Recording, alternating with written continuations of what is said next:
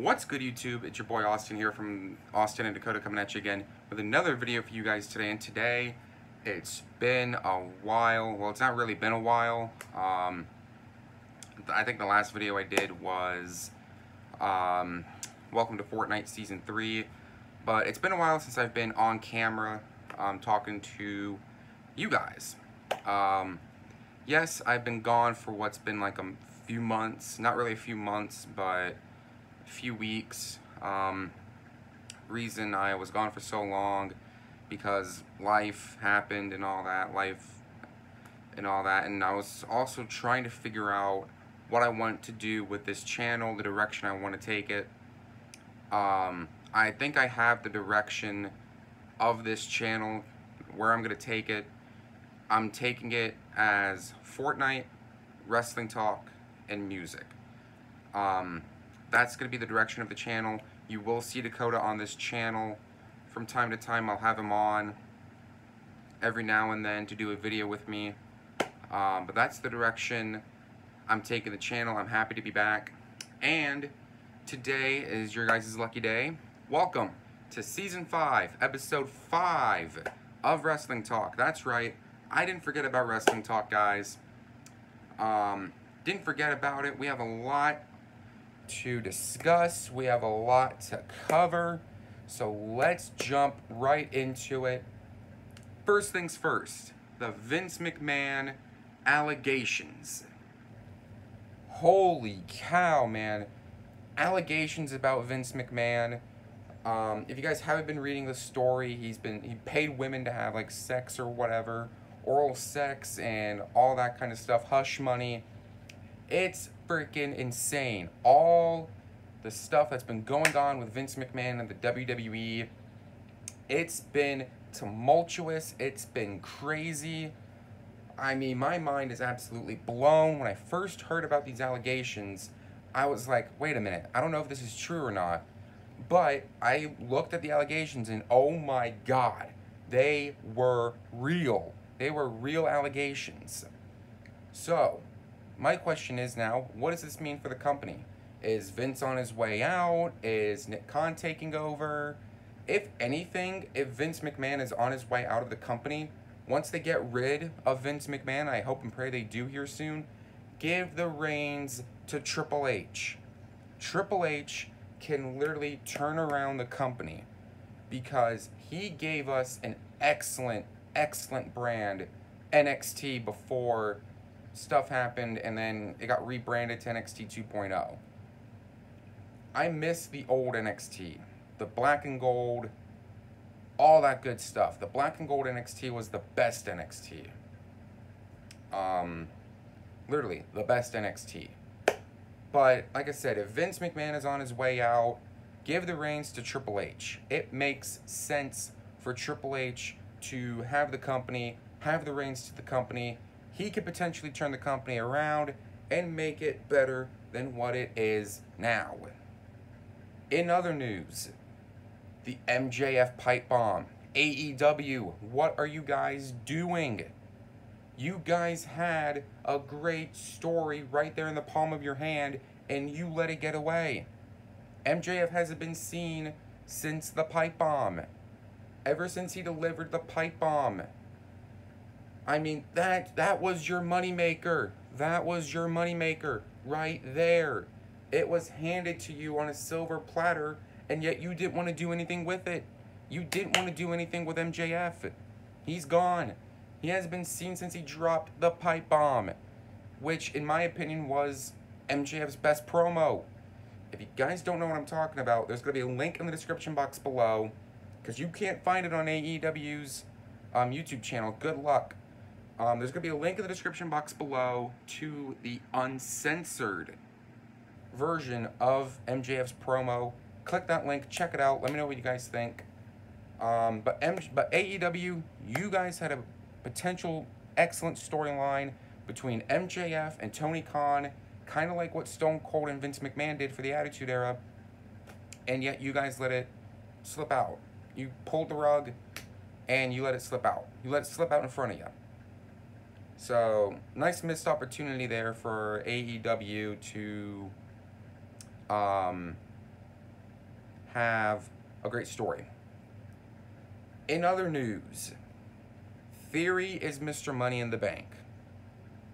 Thanks a lot, WWE. That was Riddle's moment. That was Rollins' moment. That was Drew McIntyre's moment.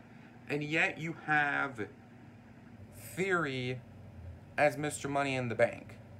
I don't know what direction they were taking it. But in my opinion, it doesn't work well because considering he's got Lashley at SummerSlam for the United States Championship, and then the main event, the undisputed WWE Universal Championship.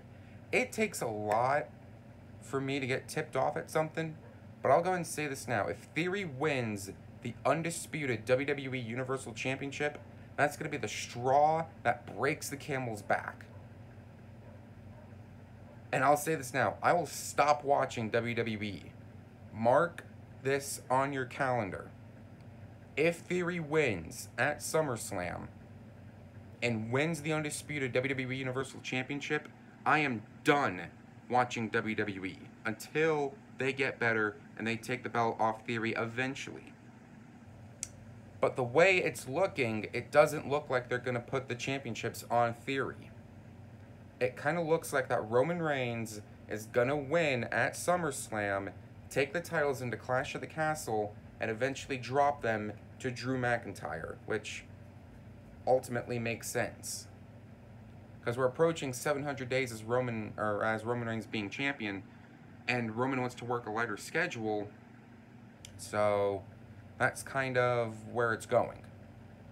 In other wrestling-related news, Liv Morgan, wow. Congratulations to Liv Morgan. She is now the SmackDown Women's Champion. The direction they're taking Liv Morgan is absolutely astounding. I mean, the reactions she's been getting at live events, her merch continues to rise. She's breaking record numbers. It's absolutely amazing. And she is slated to defend the SmackDown Women's Championship against Ronda Rousey at SummerSlam. Now, there is potential for Liv Morgan's title reign to come to an end if Rousey beats Morgan.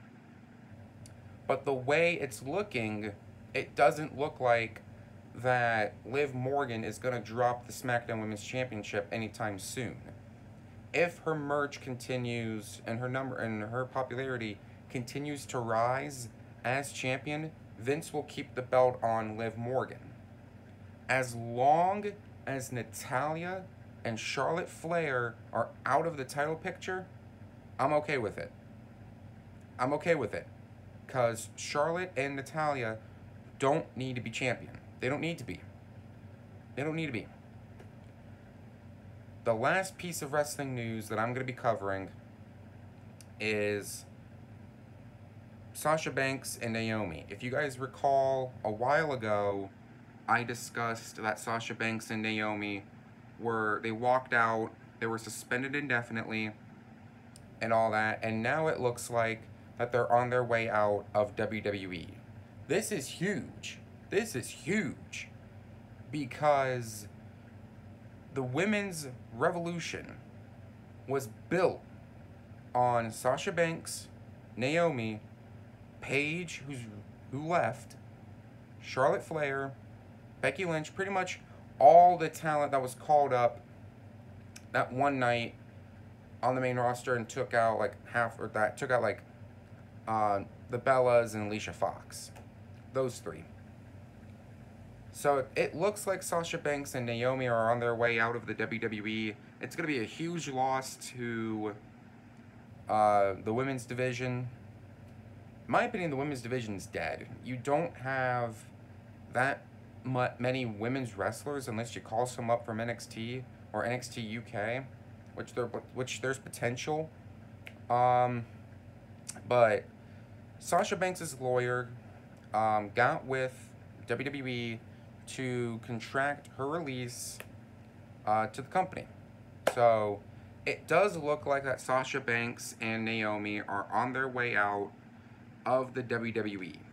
Very, very shocking news right there. I don't know which piece of news is more shocking. Sasha Banks and Naomi leaving, or the allegations being made by, or the allegations towards Vince McMahon. I think both stories in equal are shocking, but crazy stuff in the world of wrestling. And I will cover one last thing. Those mysterious vignettes I've been reading on social media. I've been looking at Facebook, Instagram, Twitter, and all that. People are saying it's Bray Wyatt. I hate to be the bearer of bad news to you guys, but it's not Bray Wyatt. I hate to be the bearer of bad news. I hate to be. But the person that's behind the vignettes is not Bray Wyatt. From what I've been reading, the person behind the vignettes is Edge. That's right, it's Edge. Edge is the one behind all the mysterious vignettes, especially when he first started in WWE. When he first came in, he had those mysterious vignettes, and that's what he's doing now. It kind of looks like, in my opinion, that Edge might be bringing back Edge when he first started in the company to when he was a member of the Brood with Christian and Gangrel. If that's the way they're going to be taking it, I'm perfectly fine with it, because the vignettes are what's really keeping the fans interested in Raw in general. Because you know when Edge comes back, the first group of people that he's going to be targeting is the Judgment Day. The Judgment Day are going to be his first targets because they kicked him out of the group and Edge hasn't been seen since. I think it was storyline, but I don't know the real reason why Edge was written off. I guess nagging injuries, I'm going to take it. I don't know, but once Edge comes back, it's going to be an interesting storyline, I can tell you that, between Edge and the Judgment Day.